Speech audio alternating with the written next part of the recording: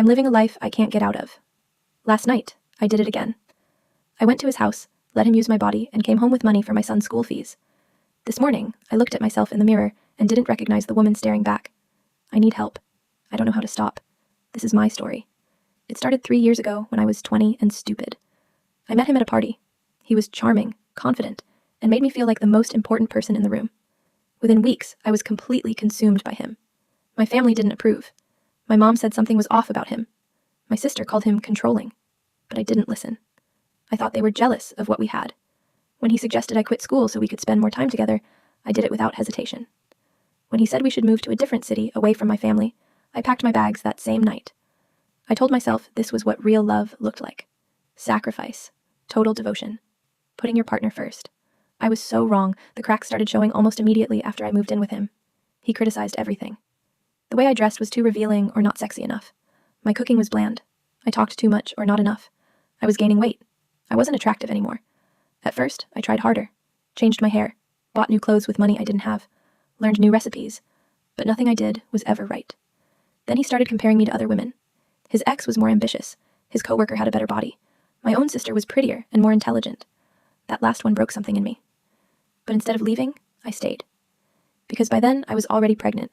When I told him, I genuinely believed everything would change. He'd wanted kids. We'd talked about it. I thought a baby would make him propose, would make us a real family. His face when I showed him the test was not what I expected. No joy, no excitement, just irritation. "What do you want me to do about it?" he asked. I waited for him to say he was joking. He didn't. Over the next few months, my pregnancy became another thing for him to criticize. I was getting fat. I was lazy. I was using the baby as an excuse. Other pregnant women still looked good. Why couldn't I?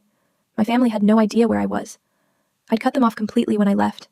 I had no friends in this new city. No job. No money of my own. I was completely dependent on a man who was starting to treat me like a burden. The first time he hit me, I was 7 months pregnant. I don't even remember what I did wrong. Maybe dinner was late. Maybe I said something that annoyed him. It doesn't really matter. What I remember is the shock. The pain radiating through my face. The way I fell against the kitchen counter and grabbed my stomach, terrified something had happened to my baby. He didn't apologize. He just walked out. The next day, he drove me back to my mother's house. He told my mom I wasn't raised properly, that I was disrespectful and ungrateful, and that he was brought me home for proper training. When my mom saw me, she knew immediately. She wanted to call the police right there. I begged her not to. Told her if she did, I'd hurt myself, so she let him leave. But she told me I couldn't see him again. I lasted 3 days. Then I was sneaking out to his place again, cooking his meals, doing his laundry, sleeping in his bed, trying desperately to be whatever he needed me to be so he'd love me again. I convinced myself I was doing it for my baby.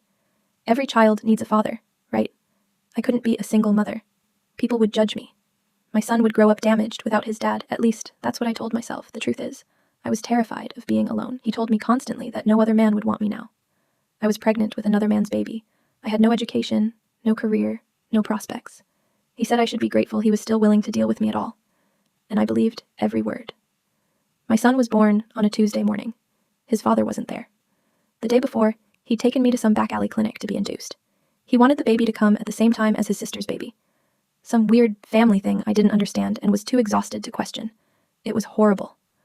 I ended up being rushed home, and he left me at the door without even seeing my family.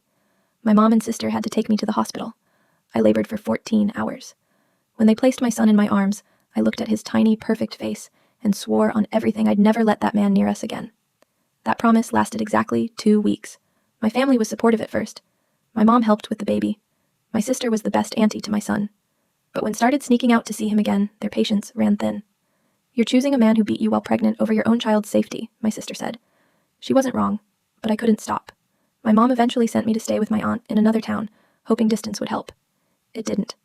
I was texting him constantly, planning when I could come back, counting down the days. He had this way of making me feel like I was nothing without him.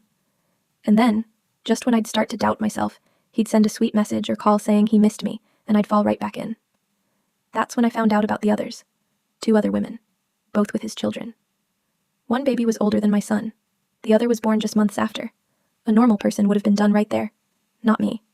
I actually went with him to visit one of them, sat in his car while he went inside, waited for him like a fool. When he came back out, he had the nerve to compare me to her. "She's not as needy as you," he said. "She doesn't complain all the time." I apologized. Apologized for being hurt that my son's father had multiple other families.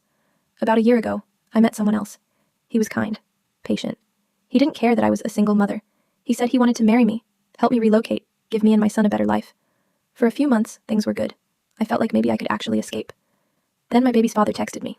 Just a simple, "Hey, I miss you." And I broke it off with the good guy. Just like that. I think about that a lot. About how I had a real chance at happiness and threw it away for a man who treats me like garbage. Here's where it gets really pathetic.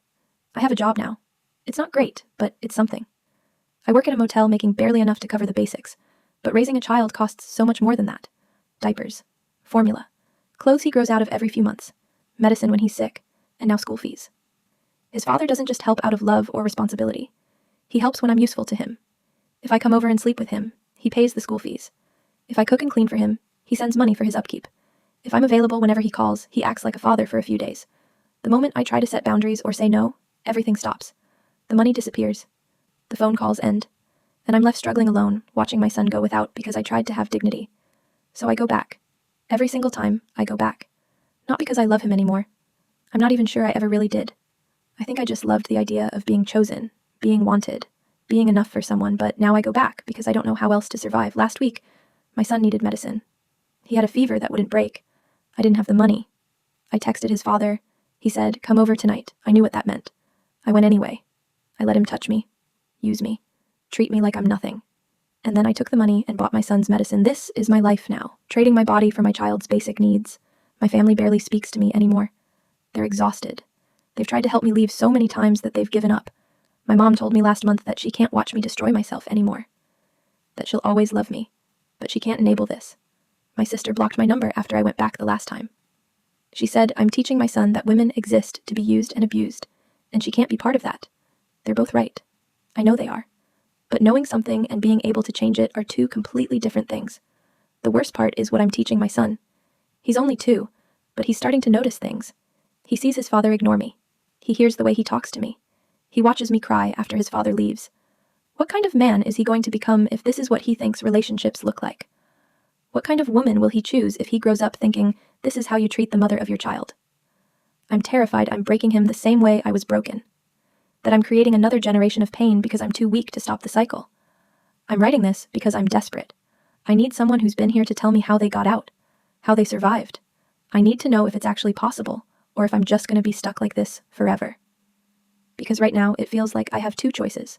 Stay trapped in this cycle, or watch my son suffer. And I don't know which is worse. If you've been in her situation, drop your advice in the comments.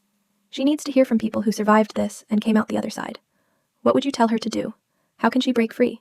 Share this video with someone who might need to hear it. And don't forget to subscribe for more real stories.